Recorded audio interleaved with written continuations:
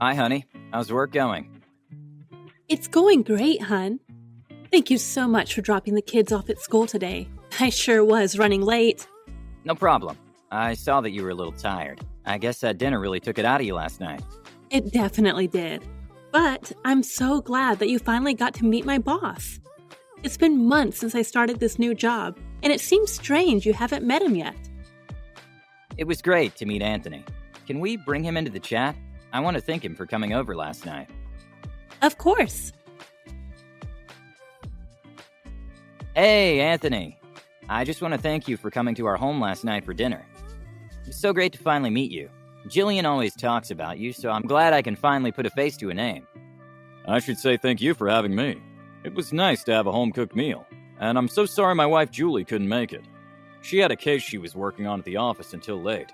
I'm very sorry she couldn't join us. Hopefully she can make the next one. Maybe by then we'll have the renovations in our upstairs bathroom finished and can show you the finished results.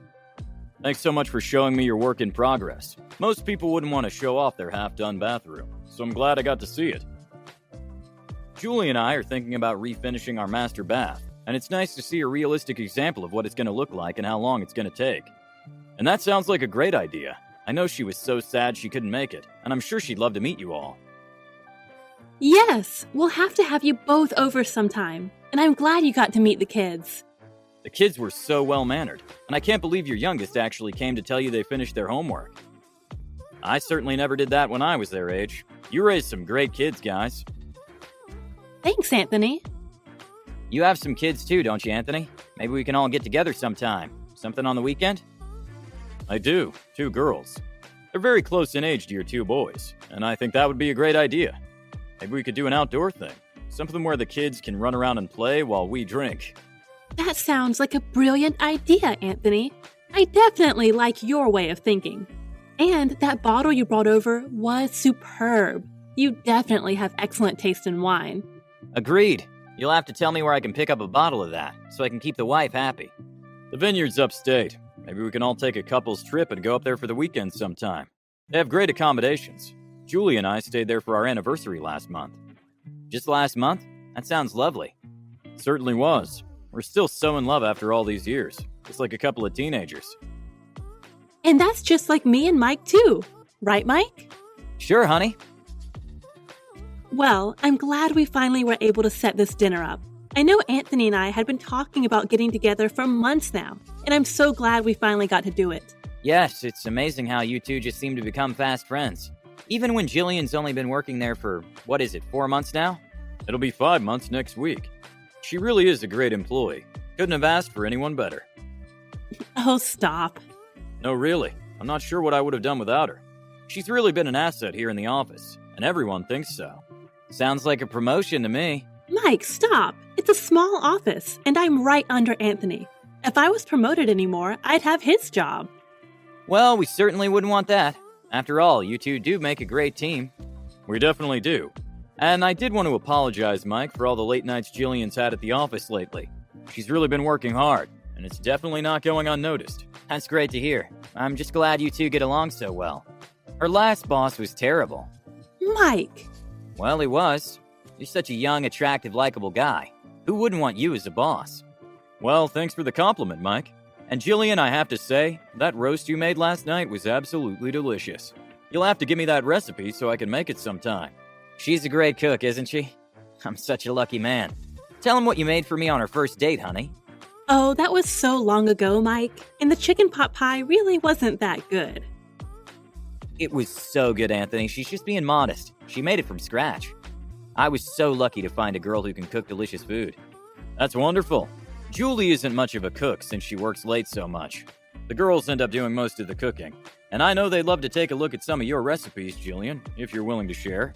Of course. I'll have them come over for an afternoon sometime, and we can make all sorts of things together. I just wish my boys would take half as much of an interest in cooking as they do. They're much too busy with football and their studies to do the cooking, I'm afraid. They'll just have to find a good woman like I did. Mike, stop. Well, Julie does have a few dishes she can do. I'll see when she's free again so you can come over to our house. And don't forget to bring your bathing suits too, because we do have a pool and a jacuzzi. It's the best thing after a long day at the office. I keep telling Jillian she has to come over and use the jacuzzi one of these days. That sounds great. I'd really like that, because hopefully I can make up for the fact I had to leave early last night. I didn't even get to stick around for dessert. Usually that's my favorite part.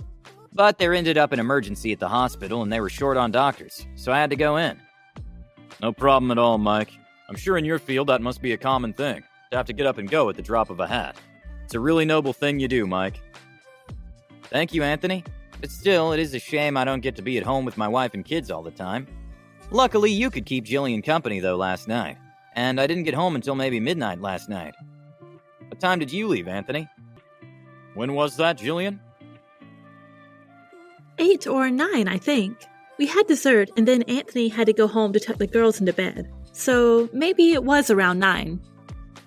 You're right, it was 9. Strange, because I didn't leave for the hospital until 9:30. Then it must have been 10. We were having such a good time, I didn't even realize what time it was. No wonder I was so tired this morning. Yes, Jillian really is a very accommodating hostess, and I thought the dessert was just as good as the roast we had for dinner. It was very tasty. I even had seconds. Me too. I'd love to have some of that dessert again. Feel free to bring it into the office anytime, Jillian. We can share it with the office, maybe for Maureen's birthday next month. Oh, that would be perfect. Maureen loves dessert, and I know she'd love that one. So much better than the store-bought kind. I'll put that on my calendar to make her one. I'm so bummed that I missed out on dessert. I'll have to make sure I have a slice of whatever you had last night. Tell me, honey, what did you have for dessert after dinner? Oh, it was a lemon meringue pie I made. Don't you remember me telling you that before Anthony came over? The dessert I was planning on making? Oh, that's right. I completely forgot.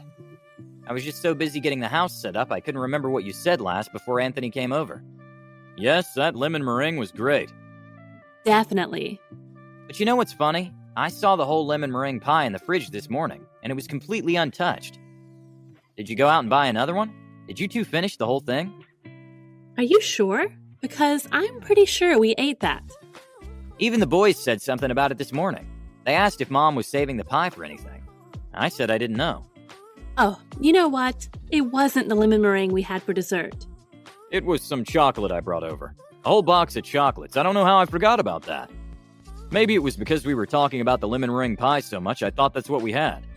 But no, I brought over some chocolates. Swiss chocolates that I got on my last trip to Switzerland. I'll have to bring some over to you next time, Mike. That sounds great, Anthony. I'd love to have some of the chocolates you and my wife ate. Absolutely.